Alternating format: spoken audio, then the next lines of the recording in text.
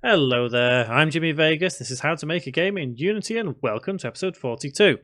This time we are going to take a look a little more at our pause menu, and we're going to create just a button on there just to resume the game rather than having to press escape again. And then we'll swiftly move on to creating a QTE within our game. Now, the process of creating a QTE may be a bit of a timely one, so we may not get it all done in this particular episode. So we may stretch it over two, because ideally what I want to happen is, at least for the start, we have two buttons on screen that we can press when it displays one or the other. And eventually we want a timer on there as well, so you could possibly fail that QTE. So first off, let's start with actually sorting out our little pause menu. And let's go to our canvas right here. And we have it down here, pause menu. And all that is at the moment, if you remember, that is just a little thing that we just stuck in because we didn't really have too much time left to do anything.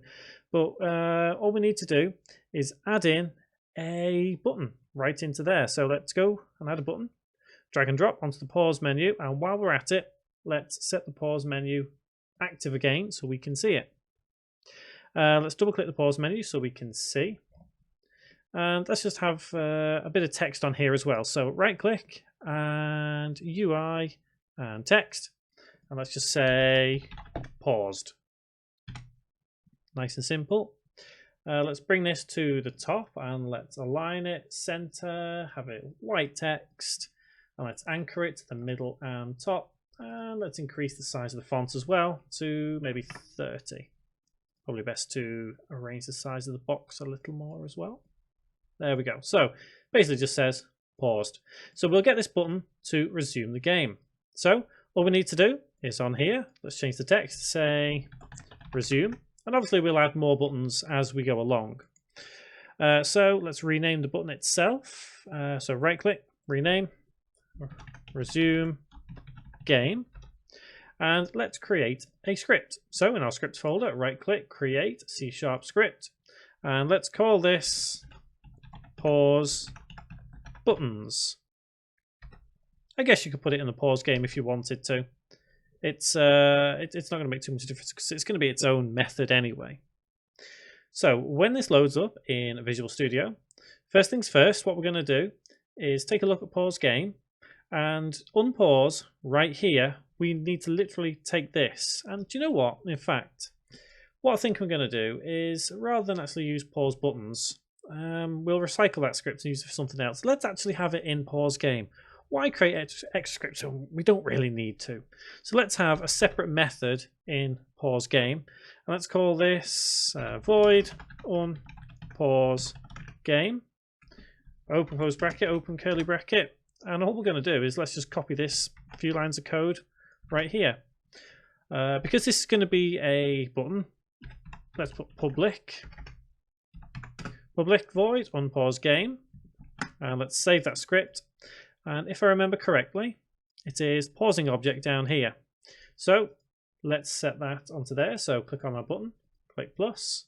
Let's drag and drop that pausing object over here. No function, pause game and unpause game. And let's turn off the pause menu. And let's press play. Let's pause the game and resume. So that is how the pause menu works via a button. And we'll obviously have different ones like restart and quit game, but the principle is generally the same for this. It was something I wanted to do last episode, but didn't really have the time. So let's move on to some QTEs. So what I'm going to do at this point is recycle the script we just used. So this is a great way of recycling scripts. This pause button script that we created, let's change this. So let's change the public class up here, and let's change this to first QTE.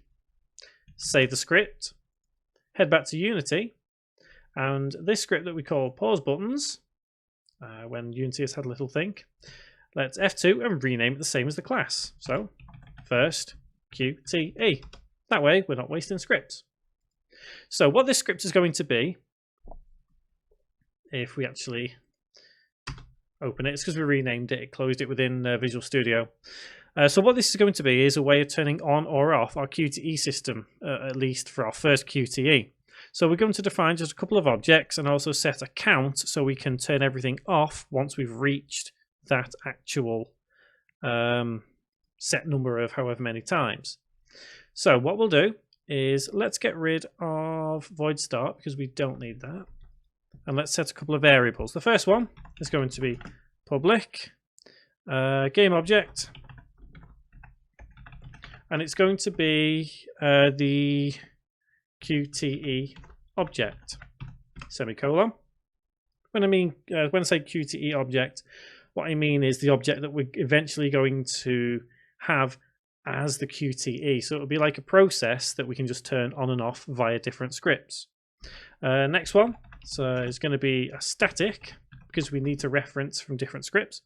So public static int, and we'll have times done. And let me think. So it's going to be, I'm going to do this via an on trigger enter. And I think what we're going to do is when we enter this game object, we'll set the QTE object active, and we'll set the box collider for this object as inactive. So QTE object dot set active true, semicolon. What have I done wrong here? Oh, that's what I've done wrong. Void on trigger enter. It's been a long day, guys. It doesn't need to be private, and we don't need these in the parentheses. So let's take our line inside of our method, and at the same time let's get component box collider dot enabled equals false. So we can only activate this particular object once. So what I'm going to say is once we have this QTE running, we want to do it 3 times, and once we've hit 3, we turn our object off. So we've passed at 3. So to do that, all we do is if, and in brackets it'll be times done double equals 3, open curly bracket, and all we'll do is QTE object dot set active false, semicolon, and save. And now let's head back to Unity, make sure we have no errors in our script. Seems to be okay. So I'm not going to apply that to anything just yet, but what I will do is I'll double click on my first person controller to zoom in, because we're going to have the QTE around this area right here. What we'll do now is let's create that QTE script. So back into Unity, right click, create C# script, and let's call this QTE system. So before we do anything now, let's actually set our buttons of what's going to be a QTE. So edit, project settings, input, and what I'll do is I will change the size to 22, and it's duplicated the last ones as it always does, and we'll change the name to R key. So the positive button is going to be R. Same with the last one. I'll have this as T key. So this will be T. So these are 2 keys that I'm going to use for now to replicate in our QTE system, R key and T key. So let's open that script up. If I can remember where it was, QTE system, right there. And we're going to be using some on-screen properties. So in our namespace, we're going to have to put using Unity engine.ui semicolon. Now, the main chunk of this is going to be done within void update. Although we are going to have some enumerators because we need to create waiting periods later on. Let's get rid of any notes and any methods we don't need. So let's get rid of start. So to keep update. So let's have a couple of variables right here. So public game object. Now we need to display on screen what we need to press. So we're going to have display box, semicolon. Next, we're going to need a number to generate a key. So we'll have public int, and we'll just call it QTE gen, semicolon.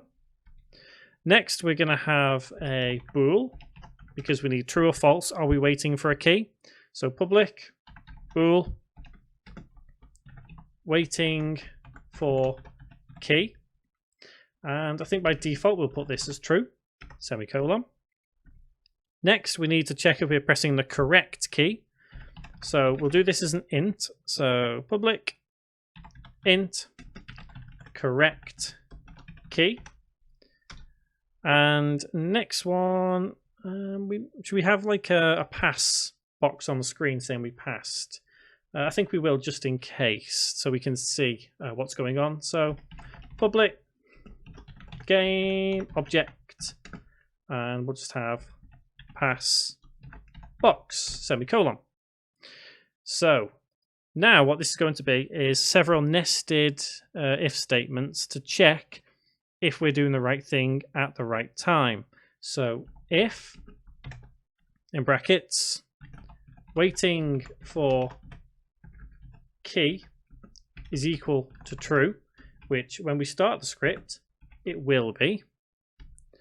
First thing we need to do is then change that to say waiting for key is false, because we need to stop this from running at that point. So waiting for key equals false, semicolon.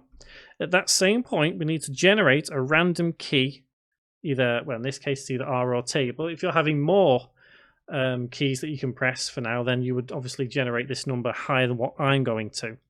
But to do this right, we're going to have QTE gen equals random dot range, and in brackets 1, 3. I'm sure I said this before, but the reason we're doing is 3, not 2, is because random range will never generate that last number. Semicolon. At this point, we're going to have a start coroutine, but I'm not going to put that in. Let's put a little annotation in there for now to say start coroutine. So eventually what that is going to be is a way for us to count down to time ourselves on this. So depending on how far we get in this episode, we may change that annotation there. So if, and in brackets, QTE gen is equal to 1, then we do the following. We need to display on the actual screen itself the letter, let's say, R. So display box dot get component in spiky brackets text open close bracket dot text equals, and I'm going to put in square brackets R, semicolon. And hopefully you should be able to see what's going on here. Theoretically, you could nest things together, but I'm going to try and keep this as, it may be a little longer than we need to, but I feel if we do it the way I'm going to do it, it at least makes it a bit more legible, I should say. I think that's probably the right word to use, legible. So I'm going to copy that if statement, duplicate it down here, and change it. If it says 2, then change it to T. So we're going to have the same if statements again, kinda, but we're going to do a bit more nested in here. We could do this as an if and function, but I'm just going to nest it just so as it keeps a bit cleaner. So if in brackets QTE gen double equal 1, then do the following. And now we're going to check if any key is pressed down. So if, and in brackets it's going to be input dot any key down. Not any key, it's any key down. And then open bracket, and if any key is down, check if we're pressing the correct key.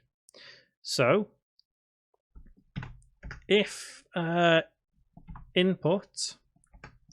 if input dot get button down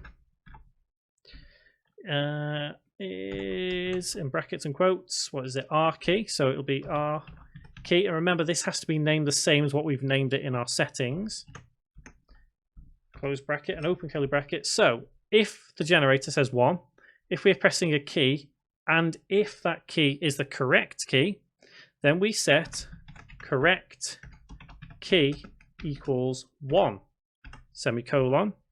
And at that point, I'm going to put a double slash there and say start coroutine, and we'll call it key pressing. So we're going to do a little more, and then we're going to come back to this little section in this tutorial. So we've done this. If we also need to say else, so if we're pressing a key but it isn't the right key, then what we'll do is say correct key equals, let's say 2, semicolon, and we'll have this here again. So I'm going to copy that annotation line there. So we're going to have the same coroutine started right there. So do you see what I mean about it getting a little bit too messy? I don't want it getting massively out of hand with many nested functions. I think 3 is pushing it at the best, but this way we can at least see the process of what's happening, especially in Visual Studio, because it gives us that little line there to see what links to what. Now obviously we're going to have to do the same if statement again. So if we copy that entire if statement, place it here and change it from 2 and also to T key. So now what we're going to have to do is we're going to create that method, or rather the coroutine I should say, of key pressing. So to do this, we're going to have to go a little further down outside of our void update. So down here, we can follow the line, and we're going to do it right here. So just to make this a little bit clearer, the idea of why we're using an enumerator here is because we need to delay a little bit. We can't have another key appear instantly on screen. It would just be a little bit silly and a bit confusing. So what we'll do is enumerator, and it's called key pressing, open close bracket, open curly bracket. First thing we'll do is we will set our QTE gen to let's say 4. So the reason we're doing that is because we can see here that, for example, the changing of 1, so we've generated it. So if we're waiting for key, it's false, so it's generated this. So we don't have these if statements running again. We change it to 4 here. And remember, at this point, we've turned off our waiting for key. So you've probably guessed that by the end of this bit, we have to put the QTE back on, waiting for a key. So in brackets, what we're going to do, sorry, I say in brackets, so we need the if statement in the brackets, obviously. So if correct key equals 1, open curly bracket, which it is here and here. So if we press the correct key, then what we'll do is we'll have in the pass box, so passbox.get component in spiky brackets text open close bracket dot text equals we'll just have it say correct. We'll probably move this in the end function just because I just want to see this in action more than anything, to be honest. So after this point, we will wait for, let's say, 1.5 seconds maybe. So yield return new, wait for seconds, and in brackets, let's have 1.5 f because it's a float, obviously. At this point, we'll set correct key back to 0, which it is by default.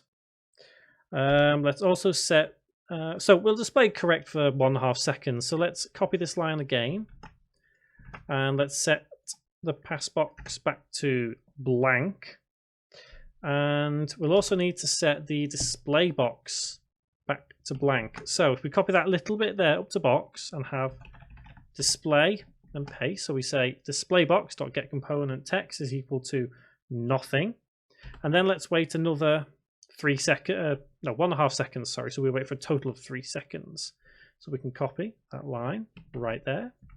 So after we've waited for another 1.5 seconds, what we'll do is say waiting for key is back equal to true after we've added to our first QTE. So remember, we're going to add 2 times done here. So first QTE dot times done plus equals 1 semicolon, and then finally we have what is it? It was waiting for key, wasn't it? Was that the right one? Yes, it is waiting for key. So waiting for key equals true semicolon, and I think that may actually be it for the IEnumerator, at least for now, for this section. So I'm going to save that there, and let's just quickly check through. So I know it's quite a bit of a odd script that we've written here, so we just need to check it. So we've written everything except putting the coroutine here, and also if we press the wrong key. So maybe we should now do the wrong key here. So regardless of whatever key we press, we end up in key pressing down here, don't we? So what we'll do is we will, in fact, let's cheat a little. Let's actually copy this entire section here and change it to 2.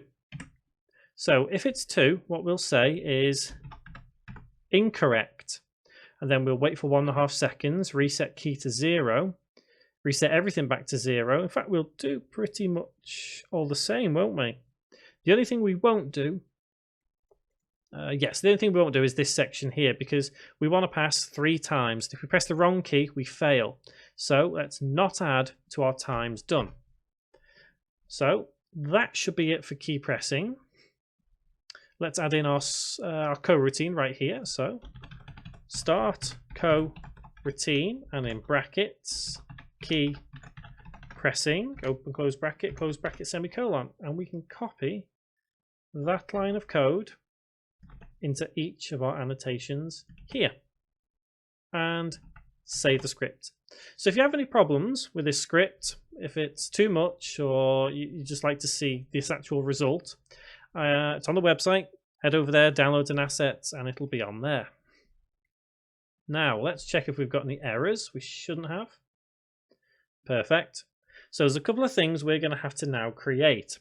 We need to create those on-screen bits that we saw within the script. So game object, UI, text, and we'll have this renamed as QTE display, and center, let's have it large. Let's have this as 60. Let's double click so we can actually see. And by default, so we can see, let's have this just say R. And obviously we need to resize it because it is much too small. So R, and let's have it here. And let's have the text as white, and let's also have it bold. Why not? Right, so we've got that in place. Now what we'll do is let's just delete that. So it's blank, so we can't see it on the screen. Next, I'm going to hold Control, press D to duplicate, and I'm just going to call this Passbox. Like I say, this will be eventually probably removed from the game. I'm just going to bring it to the top about there. And that hopefully should be all we need for them. So next thing we need to do is let's head back to our player. And let's add in this trigger to start the QTE up. So let's go to Game Object, 3D Object, Cube. And let's have it just as we walk into this dungeon bit. So I'm going to stretch it across there. Tick is trigger because it is going to be a trigger. And first QTE dragged onto the cube. Right click, rename, first QTE. And the QTE object we now have to make. So game object, create empty. And right click, rename, QTE system, and then drag and drop that QTE system script onto there. So display box is QTE display. Pass box is pass box. You can see the other variables here. And finally, on the first QTE itself, drag and drop that QTE system onto there, and then disable the QTE system. Oh, and turn off the mesh renderer for the trigger. And I'm going to save that project, and let's give this whole system a go. So let's press play and go for it. Where am I? So T. I need to find a way out of this wood.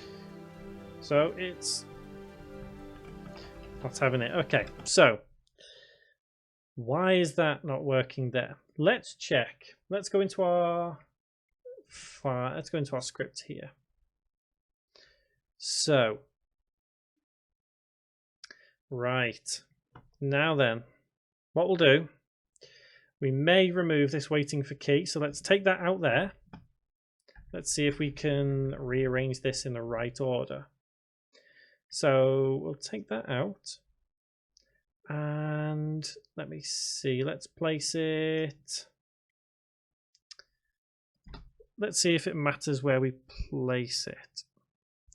I think what we may have to do is, in fact, I think I've just spotted the error. Yeah, I think it's my mistake right there.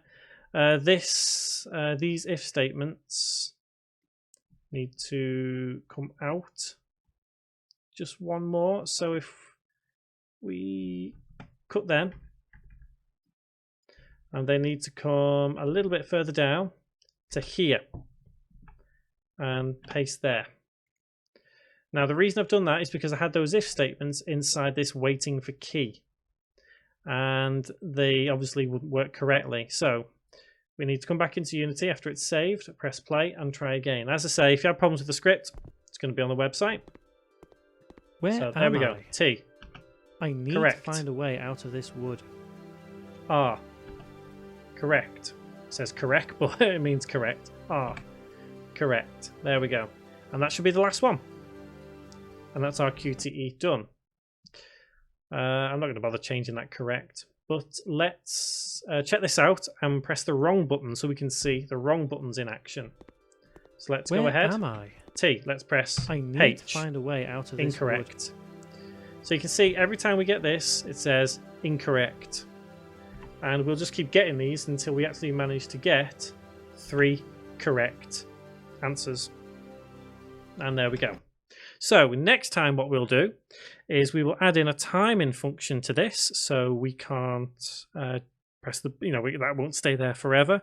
We'll probably need to pause our player, and I think after that, hopefully next episode, we'll start looking at randomizing this dungeon itself, because I think that will be a nice cool feature to add to this series. So until that next episode, guys, thank you very much for watching.